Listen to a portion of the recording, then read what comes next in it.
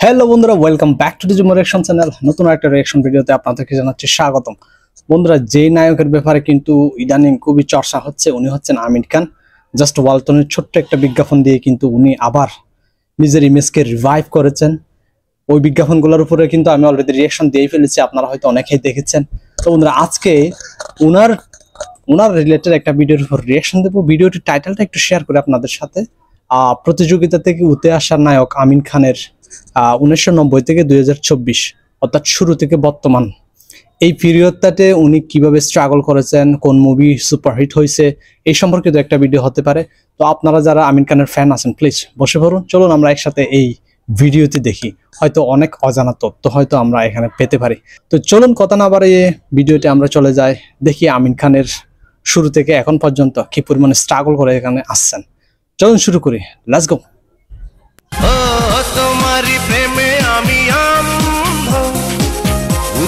অপু বিশ্বাসের সাথে মুভি করছেন উনি। হ্যালো গাইস, কেমন আছেন সবাই? আশা করছি অনেক ভালো আছেন।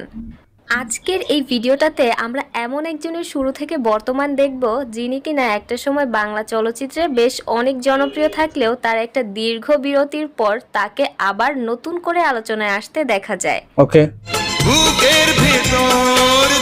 এই মাস্টারপিস একটা গান।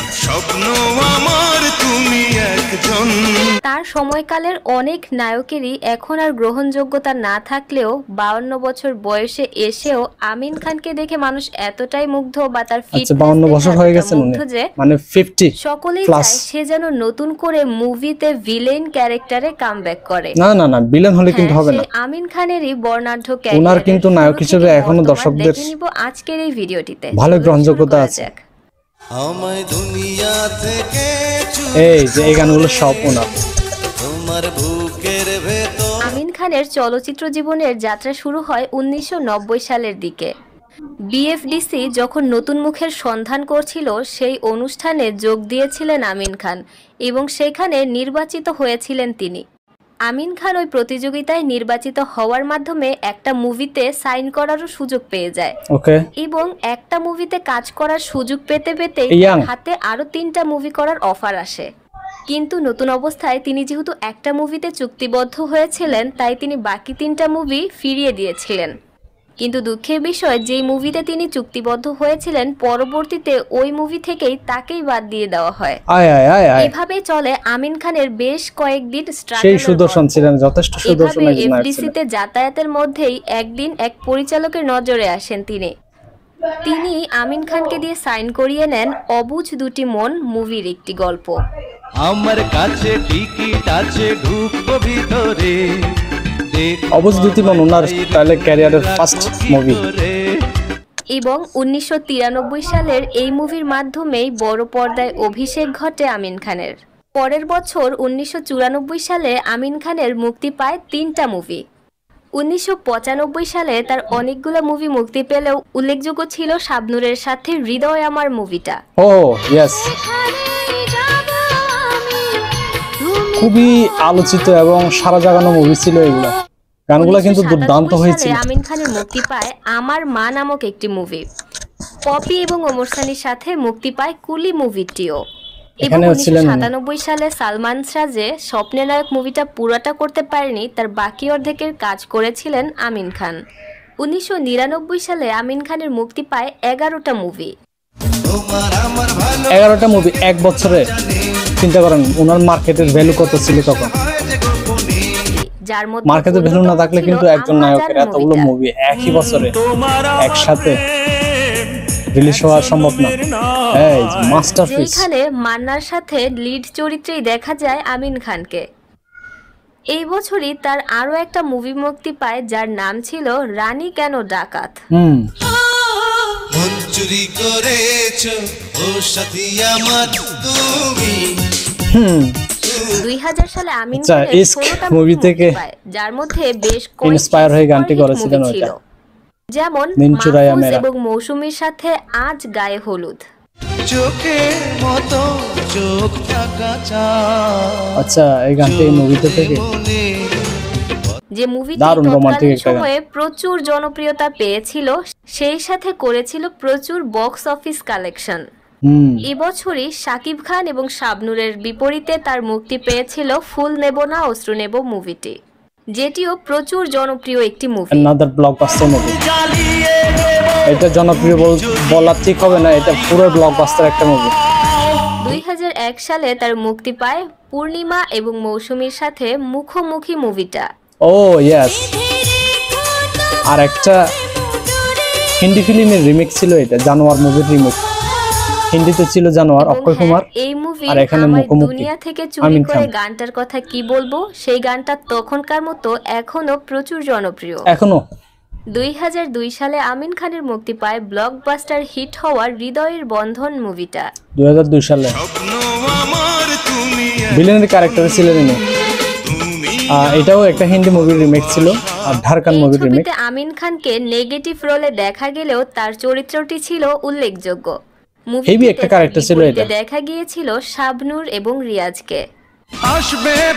ওনার জন্য দর্শকদের মনে কিন্তু একটা আলাদা আফসোস থেকে গেছে আমার মনে হয় এই মুভিটাতে, কারণ শেষ পর্যন্ত শাবনূরকে কিন্তু রিয়াজই বিয়ে করে। বছর তার আরো একটি মুভি ছিল তারকা বহুল রিয়াজ পূর্ণিমার সাথে লাল দরিয়া মুভিটি। 2002 সালে তার আরো মুক্তি পায় স্ত্রীর মর্যাদা মুভিটি, যেটিতে তার পাশাপাশি দেখা গিয়েছিল শাকিব খানকে।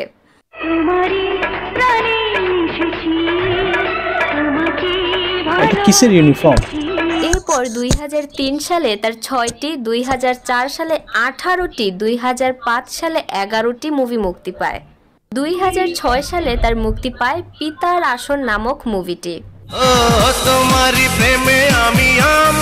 হিউজ পরিমাণ মুভি করেছেন তাহলে উনি। প্রচুর ব্যবসা সফল এই মুভি ডিরেক্টররা ওনাকে ইউজ করতে জানেন না। ছিলেন রাজ্জাক, শাকিব খান এবং অপু বিশ্বাস। আমি তোমায় চাই শুধু। অপু বিশ্বাস কিন্তু ওনার থেকে অনেক জুনিয়র, এরপরে কিন্তু ভালো কেমিস্ট্রি মানিয়েছে। 2007-এ তার মুক্তি পায় 10টা মুভি, যার মধ্যে উল্লেখযোগ্য ছিল 10 নং বিপদ সংকেত এবং জিদ্দি পুলিশ মুভিটি। 2008 সালে আমিন খানের মুক্তি পায় বধূবরণ মুভিটি। আমি আকাশ ছুঁয়েছি, চন্দ্র ছুঁয়েছি, ছুঁয়েছি গ্রহ। 2009 সালে তার মুক্তি পেয়েছিল পূর্ণিমার সাথে ভুল সবই ভুল মুভিটি। 2009 সালে তার মুক্তি পায় মা বড় না বউ বড় মুভিটি, যেটিতে তার নায়িকা ছিল নিপুণ। 2010 সালের দিকে তার উল্লেখযোগ্য মুভি ছিল দুটি, যার একটি পূর্ণিমার সাথেই আমার স্বপ্ন আমার সংসার মুভিটি। আমার আশার ভাষা বন্ধন। ও অনেকগুলো কিন্তু হিট গান দিয়েছেন, তাইলে এই গানটাও ওনার। তিনটি করে মুভি মুক্তি পায়। 2014 সালে তার একটি মুভি মুক্তি পায়, যেটি ছিল লোভে পাপ পাপে মৃত্যু। পৃথিবী থাকুক নাই বা থাকুক আমি তোমাকে চাই। অনেকেরই অজানা সেটি হচ্ছে 2018 সালের দিকেও আমিন খানের একটা মুভি মুক্তি পেয়েছিল, যার নাম ছিল ফরায়াজি আন্দোলন, যেটি ছিল তার এখনো পর্যন্ত শেষ মুভি। এটা ঐতিহাসিক প্রেক্ষাপটে বানানো মুভি ছিল, তাদের মধ্যে আমিন খানের ফিটনেস কমার্শিয়াল মুভি ছিল না আর কি। হঠাৎ করে নানা বিজ্ঞাপনে আমিন খানকে দেখার পর প্রচুর দর্শক চাচ্ছেন আমিন খান যেন আবার নতুন করে কামব্যাক করে। বিশেষ করে দর্শক খুব করে চায় আমিন খানকে যেন শাকিব খানের একটা মুভিতে ভিলেনের রোলে দেখা যায়, কারণ তাকে নাকি বর্তমানে নেগেটিভ রোলে খুব বেশি মানানসই লাগবে।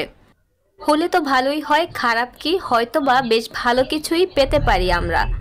ভিডিওটি বানাতে অনেক কষ্ট করতে হয়েছে, তবুও ভুল ত্রুটি থাকলে ক্ষমা সুন্দর দৃষ্টিতে দেখবেন এবং ভালো লাগলে প্লিজ একটি লাইক দিবেন এবং এইরকম আরো ভিডিওর জন্য সাবস্ক্রাইব করে গসিপ বাংলার সাথেই থাকবেন। ধন্যবাদ। তো বন্ধুরা লাইক করে দেবেন ওনার ভিডিওটা, ডেসক্রিপশন বক্সে অরিজিনাল লিংকটা আমি দিয়ে দিচ্ছি। অনেক কষ্ট করে ভিডিওটি বানিয়েছেন আপনার আমার জন্য, তাও আবার আপনার আমার ফেভারিট একজন হিরোর ব্যাপারে। আমিন খান কিন্তু ওয়ালটনের বিজ্ঞাপন দিয়ে কিন্তু অলরেডি দর্শকদের মনে প্রচুর পরিমাণ ঢেউ তুলে দিয়েছেন।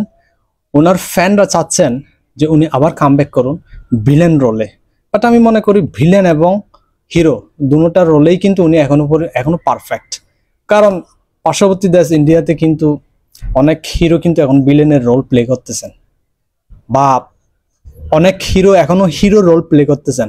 তেলেগু তামিল মুভিটাই কিন্তু আমরা এখনো আগের নায়কগুলোরা অভিনয় করতে দেখি, যেমন রজনীকান্ত, অনেকেই আছেন এখনো, বয়স হয়ে গেছে কিন্তু নায়কের রোল কিন্তু এখনো প্লে করতেছেন। তো সেই ধরনের সেই লেভেলের মুভি দিয়ে যদি আমিন খানকে আবার কাস্টিং করা যায়, I am damn sure movie must be blockbuster, এখানে কোনো ডাউট নাই। ওইভাবে প্রেজেন্ট করতে হবে কিন্তু। আর এখানে শাকিব খান বিপরীতে ভিলেনের রূপে অনেকে দেখতে চাচ্ছেন, আর ব্যাপারটি আসলে পজিটিভ। ওনাকে যদি সেভাবে প্রেজেন্ট করা যায় 100% একটা কিন্তু মাস্টারপিস বের হবে।